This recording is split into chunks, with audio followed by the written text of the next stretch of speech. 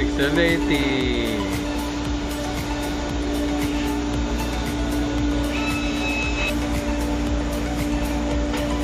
Tanggalin mo na yung tornilyo na yan. Tcharan! Nabuksan na. Tcharan! Ang palaging ikot nito ay counterclockwise.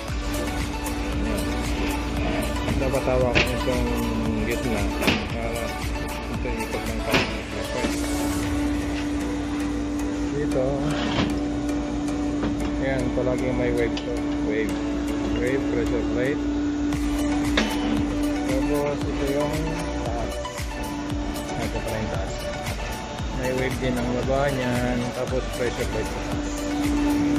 Dito din meron din yung wave itong clutch na to. Clutch.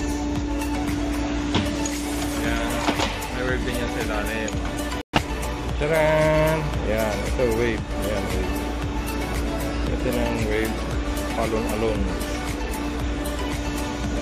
Tapos ito, tanggalin lang ng lock dito.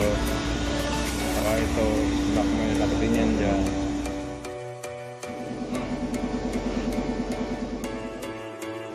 This is counterclockwise. Like that.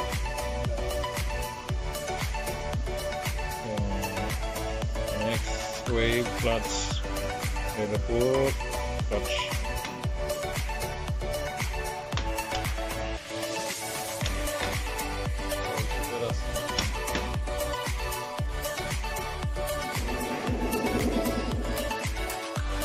New piston for 680. We need to replace it. All piston. All model piston we will replace. Clutch and bushing. From here.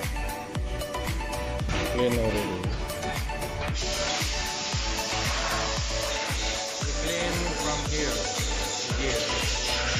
This is the washing machine. Here. Nice, right? All done.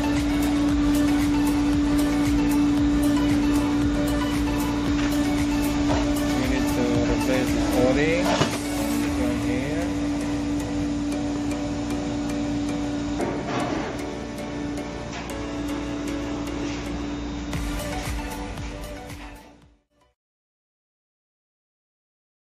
Ipapakita ko rin sa inyo ang check wall ng 680 valve.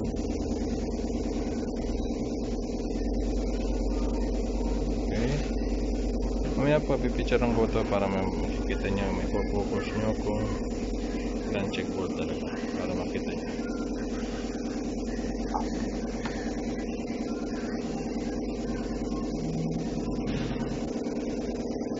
Tara! Yan, ipinapakita dyan kung paano mag-check ng leak ng mga valve para kung may problema kayo sa mga shifting, reverse, something. Yan, ganyan. Diyan yung makikita kung paano nyo troubleshoot ang 680. Yan, 3.5 reverse clutch, regulator, 4.5/6 clutch, and this one.